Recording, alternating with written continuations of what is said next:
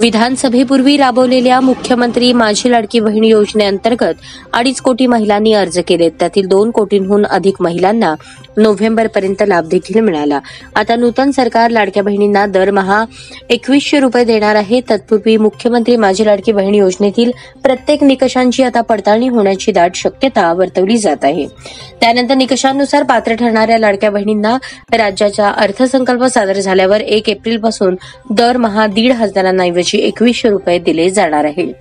लोकसभा निवडणुकीनंतर राज्यातील महायुती सरकारने मुख्यमंत्री माझी लाडकी बहीण योजना लागू केली.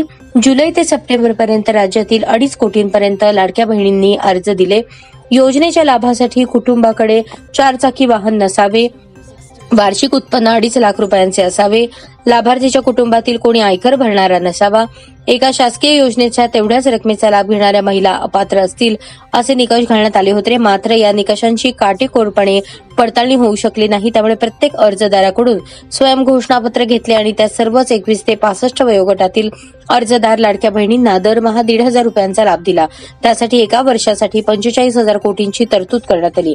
अनेकांनी पात्र नसतानाही अर्ज केल्याची चर्चा आहे. त्यामुळे योजनेच्या निकषांची काटेकोर पडताळणी झाल्यास मोठ्या प्रमाणावर लाभार्थी कमी होऊ शकतात आणि तेवढ्याच निधीतून पात्र लाडक्या बहिणींना दरमहा 2100 रुपये देणे शक्य होईल असे राज्यस्तरावरील अधिकाऱ्यांचे मत आहे.